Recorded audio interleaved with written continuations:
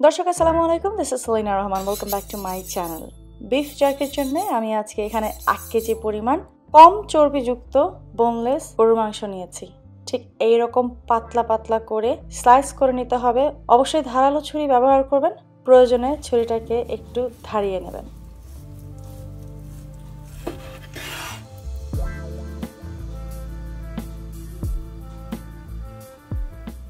মাংসগুলোকে স্লাইস করে নিয়ে একটা পাশে রেখে দিয়ে 1 ইঞ্চি পরিমাণ আদা ঠিক এইভাবে চিকন চিকন করে কুচি করে নিচ্ছি, যেটাকে জুলিয়ান কাট বলে। আর হ্যাঁ, অবশ্যই মাংসটা কিন্তু আস্ত ভালো করে ধুয়ে পেপার টাওয়েল দিয়ে ড্রাই করে নেবেন, যাতে করে কাটার পরে আর ধুতে না হয়। 6 কোষ রসুন ঠিক এইভাবে মিহি কুচি করে নিচ্ছি, একদম যেন গুঁড়ো গুঁড়ো হয়ে যায়।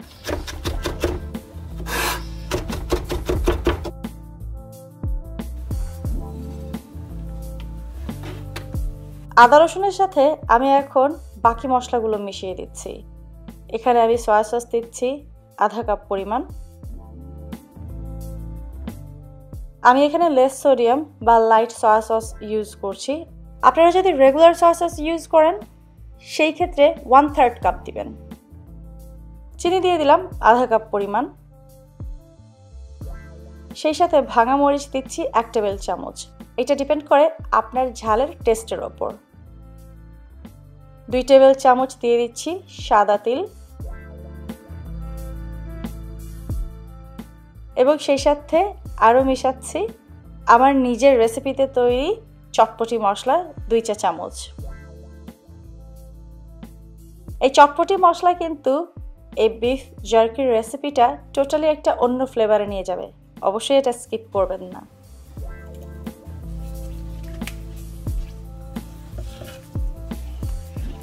সবকিছু একসাথে একটু মিশিয়ে নিচ্ছি। এখন কেটে রাখা বিফ স্লাইসগুলো এর মধ্যে দিয়ে দিচ্ছি।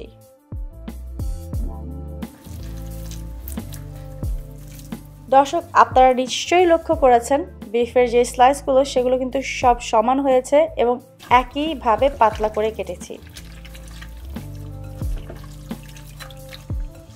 এটা খুবই জরুরি, কারণ স্লাইসগুলো যদি খুব বেশি মোটা চিকন ডিফারেন্স হয়ে যায় তাহলে কিন্তু এটার ভেতরে মোটাগুলো কাঁচা থেকে যাবে এবং পাতলাগুলো বেশি হয়ে যাবে। ম্যারিনেট করা বিফ স্লাইসেসগুলো একটা পাশে আধা ঘন্টার জন্য রেখে দিচ্ছি। একটা কড়াইতে আধা কাপ পরিমাণ পানি দিচ্ছি। পানিটা যখন বলক চলে আসলো এর মধ্যে 2 ছোট ছোট স্টার অ্যানিস আর 1 চা চামচ পরিমাণ আস্ত গোলমরিচ দিয়ে দিচ্ছি। যদি বড় স্টার অ্যানিস হয় তাহলে একটাই দেবেন, কারণ এটার ফ্লেভারটা কিন্তু অনেক স্ট্রং।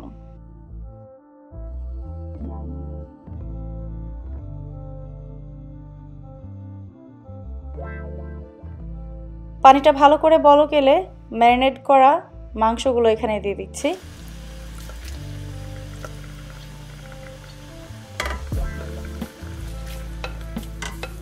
চুলার আঁচ হাইতে থাকবে, ঢেকে দেওয়া যাবে না এবং নেড়ে নেড়ে সবগুলো মাংস সেদ্ধ করে নিতে হবে। যেহেতু খুবই পাতলা করে স্লাইস করা, তাই অনেক বেশি সময় কিন্তু এটাকে রান্না করার প্রয়োজন নেই এবং আর কোনো পানি দেওয়ারও প্রয়োজন নেই।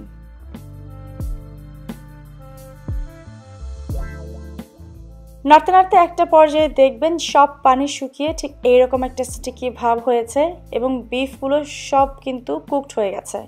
এই অবস্থায় চুলার আঁচ স্টিল মিডিয়াম এবং হাইয়ের মাঝামাঝি থাকবে আর 2 চা চামচ পরিমাণ মাইল্ড হটের কোনো গুঁড়ো মরিচ এর মধ্যে দিয়ে দিবেন।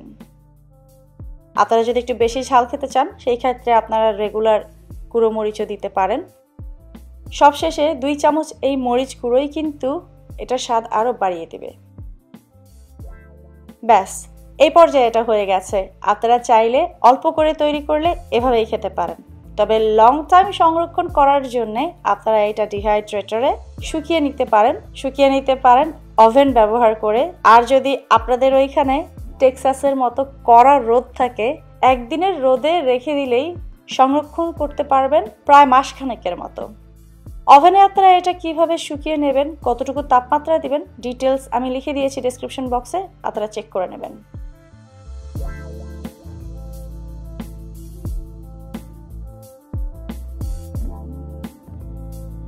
Oh my god, this is so good. আমি কি আরো খেতে পারবো?